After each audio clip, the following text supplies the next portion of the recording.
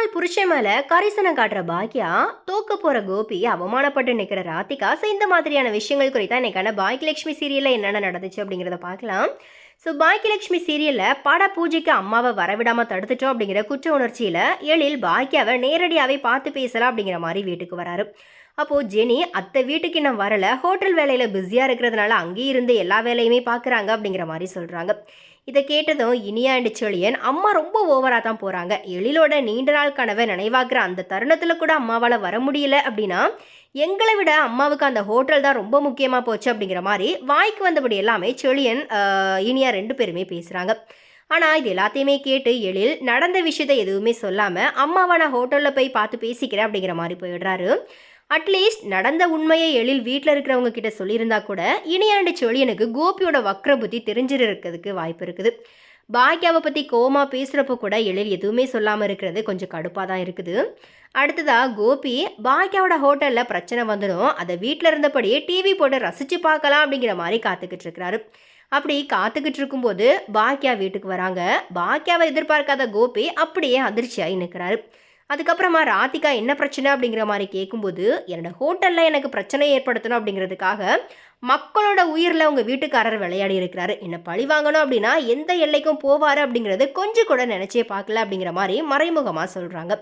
அப்போது ராதிகா என்ன ஆச்சு அப்படிங்கிற மாதிரி கேட்கும்போது, நான் செஞ்ச பிரியாணி ஆர்டரில் கெட்டுப்போன கறியை போட்டு எனக்கு பிரச்சனை ஏற்படுத்தினது வேற யாரும் கிடையாது, மிஸ்டர் கோபிநாத் தான் அப்படிங்கிற மாதிரி சொல்கிறாங்க.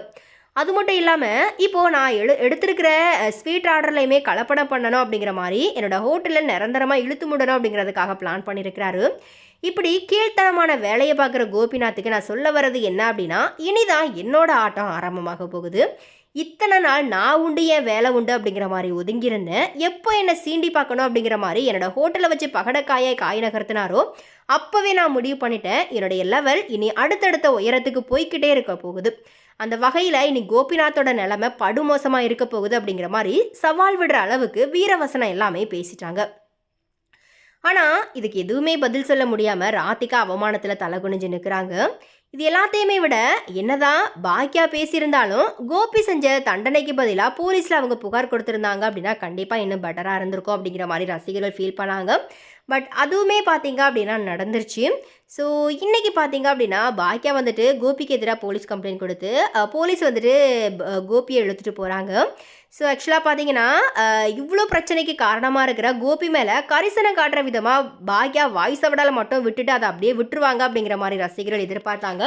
பட் இப்போ தான் பார்த்தீங்கன்னா பாக்கியா வந்துட்டு சிங்கப்பண்ணா மாதிரி கோபிக்கு எதிரான வேலைகளை வந்துட்டு பார்க்க ஆரம்பிச்சிருக்கிறாங்க. ஸோ இதனால் இனியா செழியன் எல்லாருமே பாக்கியா மேலே கோபத்தில் இருக்கிறாங்க.